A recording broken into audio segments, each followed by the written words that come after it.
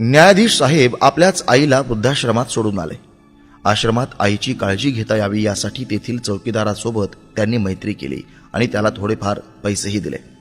चौकीदारानं विचारल्यावर न्यायाधीश साहेबांनी त्यांच्या मनातली गोष्ट सांगितली. यावेळी त्यांच्या डोळ्यात पाणी होतं. ते बोलले की घरात बायको आहे जी आईसोबत उद्धटपणे वागते आणि बायकोच्या सांगण्यावरून दोन्ही मुलांनी आईशी बोलणंच बंद केलं. आईला एकटेपण जाणवू लागलं आणि या सर्व कारणांमुळे ती दिवसभर रडत असायची. म्हणून मी तिला इथे आश्रमात सोडायला आलोय.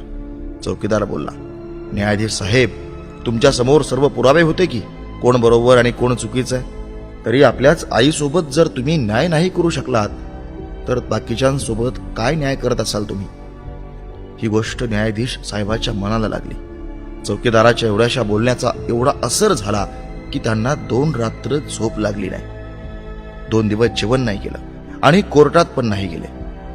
असं वाटत होतं जसं एका चौकीदारानं न्यायाधीश साहेबांचं अख्खं जग हलवलं. 3ऱ्या दिवशी न्यायाधीश साहेब त्यांच्या खोलीतून बाहेर आले. बायको आणि मुलं जेवण घेऊन यांचीच वाट पाहत होते की न्यायाधीश साहेब कधी जेवतील. आता न्यायाधीश साहेबांनी एक कागद बायकोच्या आणि 2 वेगवेगळे कागद मुलांच्या हातात दिले. कागदावरची पहिली ओळ वाचली तर बायकोच्या हातातलं ताट खाली पडलं. त्यावर लिहिलं होतं की मी तुला घटस्फोट देत आहे आणि मुलांना बोलले की आजपासून माझी सर्व प्रॉपर्टी तुमच्या दोघांची, मला काही नाही पाहिजे. मुलांनी त्यांना जबरदस्तीनं खुर्चीवर बसवलं. हात जोडून पाया पडून या सर्वांचं कारण विचारलं. तेव्हा डोळ्यात अश्रूंच्या धारांसोबत न्यायाधीश साहेब बोलले, मी माझ्या 65 वर्षाच्या आईला वृद्धाश्रमात सोडून आलोय. अपरिचित लोकांच्या विश्वासावर सोडून आलोय आणि तुम्ही सगळे मला कारण विचारता आहात. आपल्याला लाज वाटायला हवी. रोज मी कोर्टातून वापस आलो की माझी आई माझ्याजवळ रडायची. मला म्हणायची, बाळा, कृपया मला वृद्धाश्रमात सोड. तुमच्यापैकी कोणच आईसोबत नीट बोलत नाही. आणि हे विसरलात की ज्या न्यायाधीश साहेबाला आज पूर्ण शहर सलाम करतं त्याला घडवण्यासाठी आईचा किती मोठा हात आहे. कधी दुसऱ्याच्या घरी काम करायला गेली तेव्हा सुद्धा मला एकटं सोडायची नाही. अशा देवासमान आईला मी वृद्धाश्रमात सोडून आलो, तेही अशा लोकांच्या विश्वासावर ज्यांना हे पण नाही माहीत की आईला काय आजार आहेत. स्वतःला दोष देत न्यायाधीश साहेब बोलू लागले, दुसऱ्यांना निर्णय ऐकवणारा मी स्वतः मात्र आज हरलोय.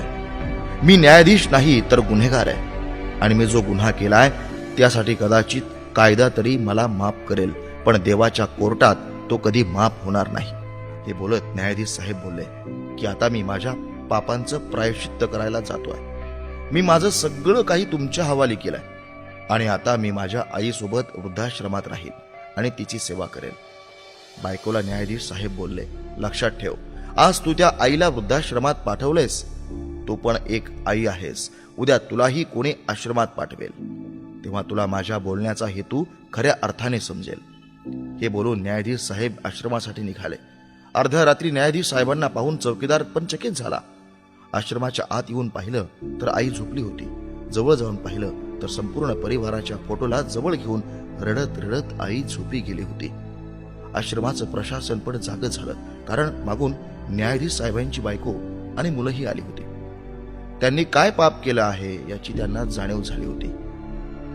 तेव्हा आश्रमातील एक कर्मचारी बोलली की आम्ही यांना तुमच्या हवाले नाही देऊ शकत. काय माहित उद्या तुम्ही यांना माराल तर. हे ऐकून न्यायाधीश साहेबांच्या बायकोच्या मनात खूप वेदना झाली. ती बोलली, मॅडम, आमच्या हातून खूप मोठं पाप झालंय, हे मान्य आहे, पण आता आम्ही यांना मारायला नाही तर यांना एक नवीन जीवन द्यायला आलो आहोत. आश्रमातील सर्व वृद्धांच्या डोळ्यात पाणी आलं. सगळेजण रडू लागले. आनंदाश्रूंसोबत आईला घरी घेऊन आले. पण त्या आश्रमात अनेक डोळे असे होते जे कोणाची ना कोणाची वाट पाहत होते. आई, तुझा उपकार माझ्याकडून कसा फिटेल? तू नाराज असशील तर माझ्यावर देव खुश कसा असेल? मित्रांनो, ही गोष्ट तुम्हाला कशी वाटली ते नक्की कमेंट करून सांगा. व्हिडिओ आवडला असेल तर नक्कीच लाईक करा आणि इतरांपर्यंत पोहोचवा, अर्थात शेअर करा. धन्यवाद.